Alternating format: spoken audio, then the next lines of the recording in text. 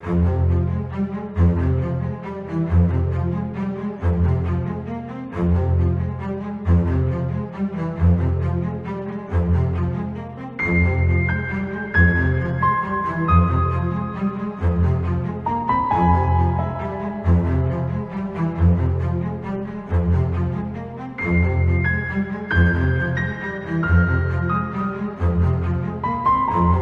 tal, estimados abogados? Qué bueno que continúan con el estudio de derecho de las obligaciones.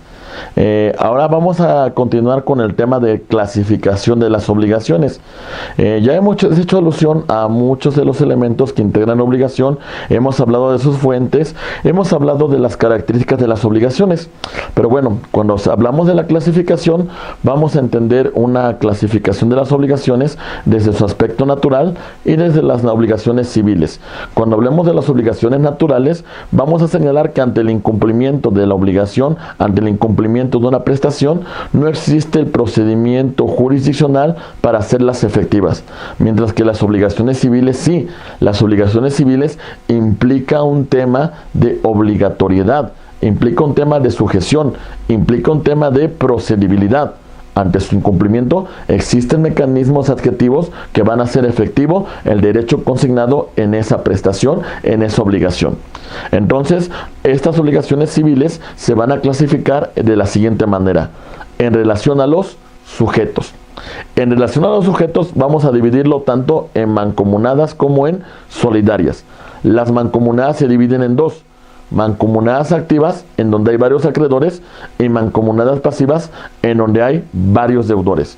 La mancomunidad activa implica que para liberar la obligación del deudor tiene que cumplirse con la obligación con cada uno de los acreedores, mientras que la mancomunidad pasiva implica que para que se libere a todos estos deudores, todos tienen que cumplir con el acreedor.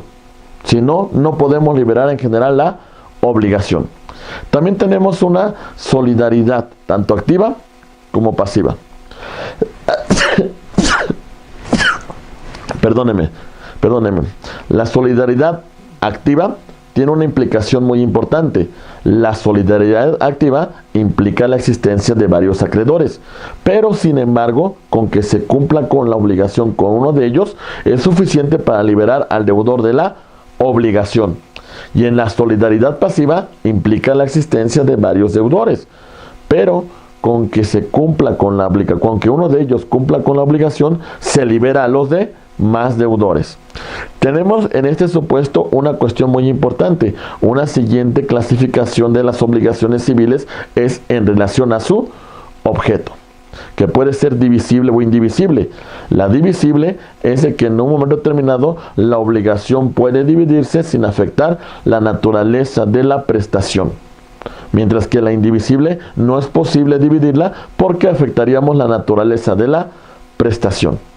Por otra parte, tenemos obligaciones conjuntivas, en la cual se le va a imponer al deudor diversas prestaciones, como pueden ser de dar, de hacer y de no hacer.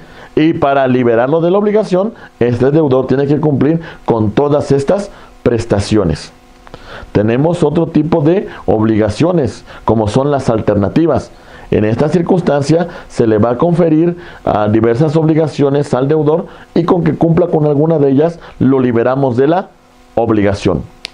Otro tipo de obligaciones son las facultativas, que implica una circunstancia de que se negocia desde el momento desde que nace la obligación un cumplimiento sustituto por parte del deudor, y éste puede fácilmente acceder a él y liberarse de la obligación. Otro tema que debemos destacar es la modalidad de la obligación, y la modalidad de la obligación va muy vinculada a la condición, que implica un acontecimiento futuro de realización incierta. En esta circunstancia, la condición puede ser suspensiva, es decir, al momento que se da este acontecimiento futuro e incierto, en ese momento nace la obligación. Y el otro es resolutivo. Cuando se da este acontecimiento futuro e incierto, en ese momento extinguimos la obligación. Tenemos por otra parte el plazo. que a diferencia de la condición, este es un acontecimiento futuro de realización cierta. Sabemos que ese plazo va a llegar, sabemos que ese plazo va a producir consecuencias. Y en ese sentido, cuando hablamos de plazo, tenemos que hacer referencia a plazo suspensivo.